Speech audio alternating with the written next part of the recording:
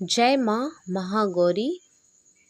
आज हम नवरात्रि के 8वें दिन महागौरी माता की कथा सुनेंगे। नवरात्रि के अष्टमी तिथि पर माँ दुर्गा के 8वें स्वरूप महागौरी की माता की पूजा होती है। आज नवरात्र का 8वां दिन है और लोग महागौरी की पूजा कर रहे हैं। मान्यता है कि माँ का यह रूप श्वेत वर्ण का है।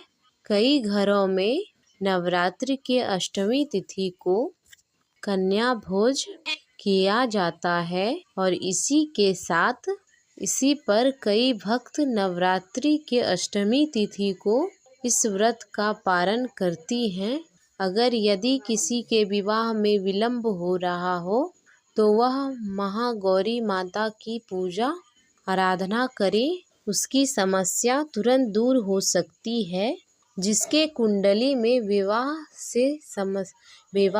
की समस्या हो तो दूर होती है, उनकी समस्या तुरंत दूर हो सकती है।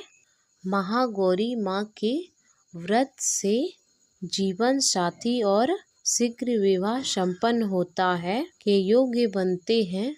आइए जानते हैं माँ दुर्गा के महागौरी रूप की पौराणिक कथा।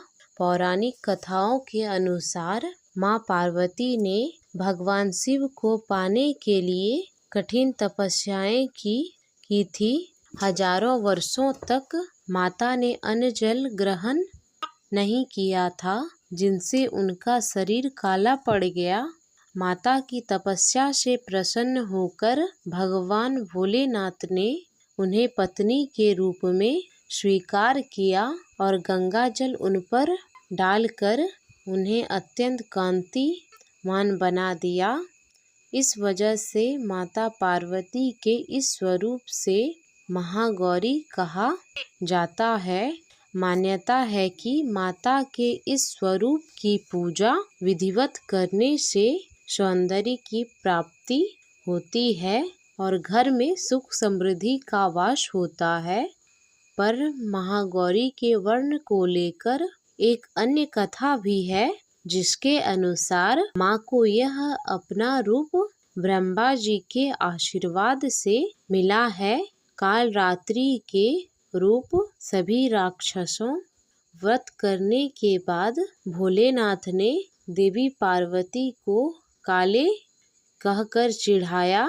इस पर माता उत्तेजित होकर ब्रह्मा जी की कठिन तपस्या की। ब्रह्मा जी ने देवी से प्रसन्न होकर माँ पार्वती को साक्षात दर्शन दिए और हिमालय के मान स्वरूप वर्ण सरोवर में स्नान करने के लिए से कहा, जिसके बाद माँ का शरीर दूध जैसा सफेद हो गया। माता की यही स्वरूप को महागौरी कहा जाता है। माता महागौरी का स्वरूप बहुत ही उज्जवल, कोमल, श्वेत वर्ण और श्वेत वस्त्रधारी है। देवी एक हाथ में त्रिशूल, दूसरे हाथ में डमरू लिए हैं और नीचे वाला हाथ अभय मुद्रा में है। देवी महागौरी को गायन संगीत बहुत प्रिय है और यह सफेद वृषभ पर यानी बैल पर सवार हैं। माता का काल रात्रि स्वरूप जितना भयंकर है, उतना ही महागौरी का स्वरूप शांत है और दृष्टिगत है। अष्टमी तिथि को इनकी पूजा करने से सभी मनोकामनाएं पूरी होती है। ब्रह्म मुहूर्त में उठकर सर्वप्रथम स्नान करके स्वच्छ वस्त्र पहने और माता का जप करें। उसके बाद पूजा स्थल पर गंगा जल से छिड़काव करें और 5 देसी घी के दीपक जलाएं। फिर महागौरी की पूजा शुरू से पहले माँ के कल्याणकारी मंत्र ओम देवी महागौर्यै नमः का जाप करें।